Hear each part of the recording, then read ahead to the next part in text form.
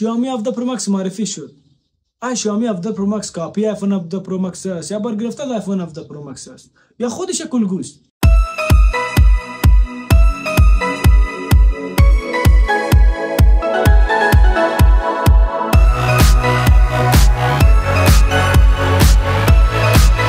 سلام، خوش آمدید به امان استودیو. من مالک خانسوری با بررسی شیائومی 17 پرو مکس در خدمت شما.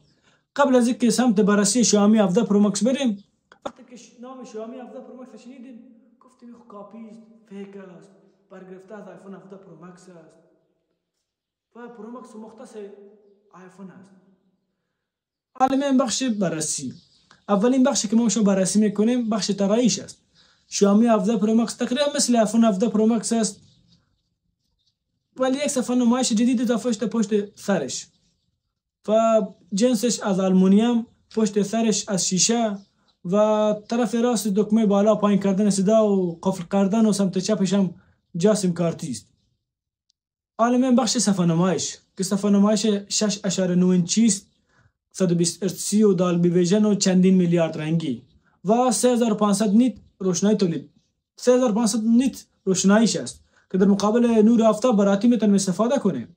البته صفحه نمایش دومیش که 2.9 اینچی است بر تبلیغات نیست و هم 3500 نیت است و 120 هرتزی است و عین چیز، عین مثل صفحه اصلی است. حالا بخش کامرا با 4 کامره 50 مگاپیکسلی که بالاخره شیائومی دوربین سلفیش از 32 مگاپیکسل و 50 مگاپیکسل ارتقا داده و کامرایش عکسای خوب میگیره. این نمونه عکسایش از طرف روز و از طرف شب و زوم 120x است.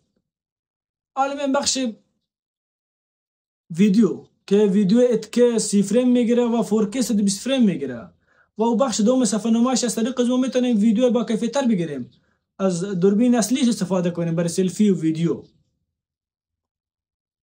حالا بخش باتری که بالاخره شیائومی باتریش بسیار کلان کرده، 7500 میلی امپیر کرده که جنسش از سیلیکون و کربن است و چارجر 100 واتی است که داخل 40 تا 50 دقیقه فول چارج میشه و میتونیم به خوبی استفاده کنیم.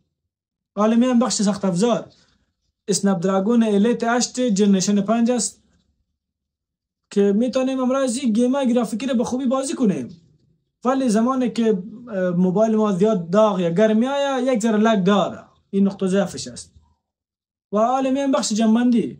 قبل از اینکه جنبندی بکنیم، وقتی که ما شما پرسان میشه که کدام نوع موتور خوش داری، میگیم مرسدس بنز و یا بی ام و ولی وقتی میگیم کدام موتور میتونیم بخریم میگیم کرولا 2005 یا 2010. حالا ما باید منطقی یک چیز انتخاب کنیم.